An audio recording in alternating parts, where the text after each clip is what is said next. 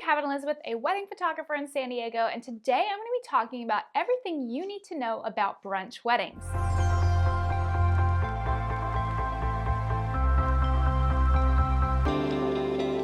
Now, I have not a love-hate relationship with brunch weddings, but sort of a love/fear relationship with brunch weddings, because if you guys remember from a video that I did a while back, it was all about ceremony lighting. I highly recommend going to watch that because it'll make some of this make a little bit more visual sense. Sometimes because of the time that a brunch wedding happens, their ceremony is happening close to noon, which is a really rough time for lighting. And as a photographer, ceremony lighting is one thing we really cannot control outside. It's just what it is.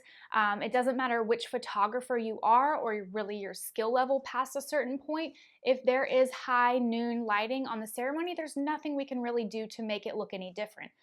We cannot control the sun, unfortunately, so it's just something that is not the best lighting situation. I recommend, and I'm going to say this first because this is the first thing you need to know about a brunch wedding. Try to set your ceremony before noon, and I mean more like, I don't know, like 10 a.m. at the latest maybe, because then you'll still have a little bit of direction in your lighting. You just do not want to be having your ceremony outdoors at like noon to 1 when the lighting is directly overhead. It's going to give you weird dark eye socket shadows. Everything else is going to be super bright. It's going to be very contrasty and harsh and not very flattering.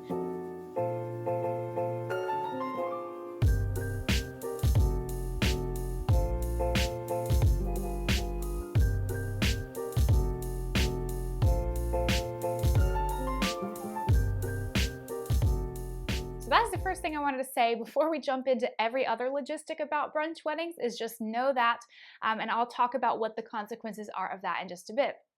So the next thing to think about with brunch weddings is, do you want to have it on a Saturday? Do you want to have it on a Sunday? I find that most brunch weddings I photograph tend to take place on Sundays. I think there's just something more relaxed about a Sunday brunch wedding, but it's really up to you guys.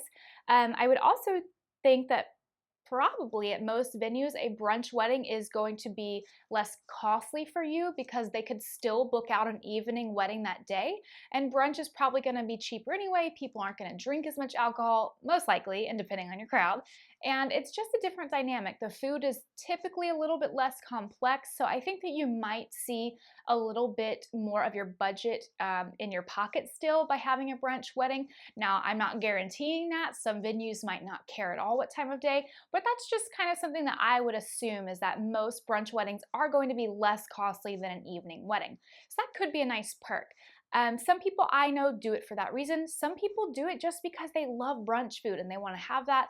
I've also had some other couples have parents or family members who were sick and did better in the mornings than in the evening, so they chose to do a brunch wedding because of that.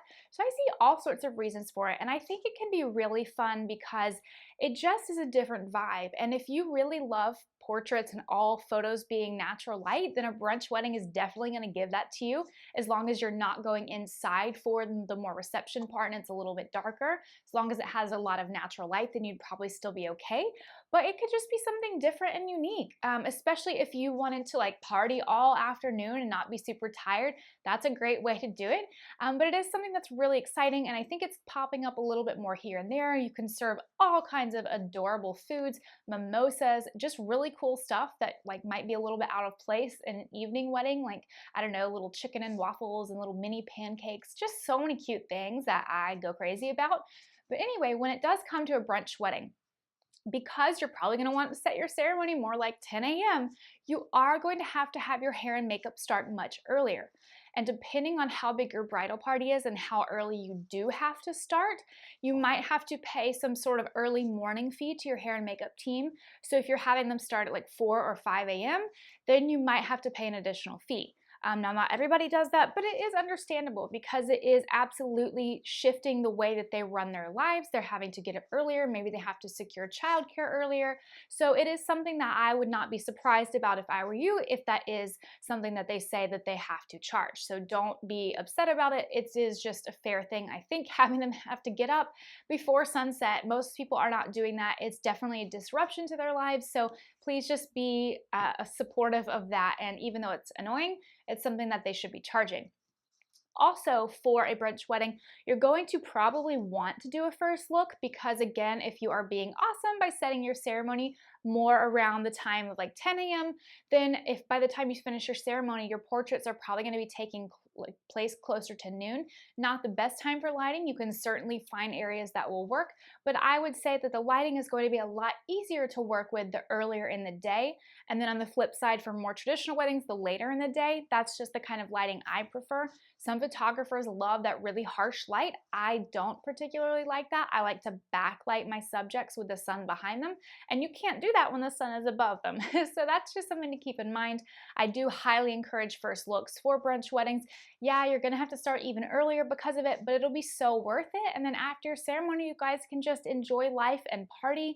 And so that's something that is needed to be kept in mind because you'll have to start your day a little bit earlier. For your ceremony, everything's probably going to run the same as a traditional wedding, and then you might have your cocktail hour, and then you're going to have your reception, which is going to be all of your brunch food. And a lot of times my couples will also do a second set of portraits at some point later in the reception, so it might be more like 2 p.m., maybe 3 p.m. at this point. The sun has gone back down and it's a little bit softer yet again. So that's another thing you can do. I think it's a really great fun time to be able to do 2 sets of portraits during the day. Even if they're not sunset portraits, they're still later in the day. So you can just have different looks throughout your portraits, which is really great.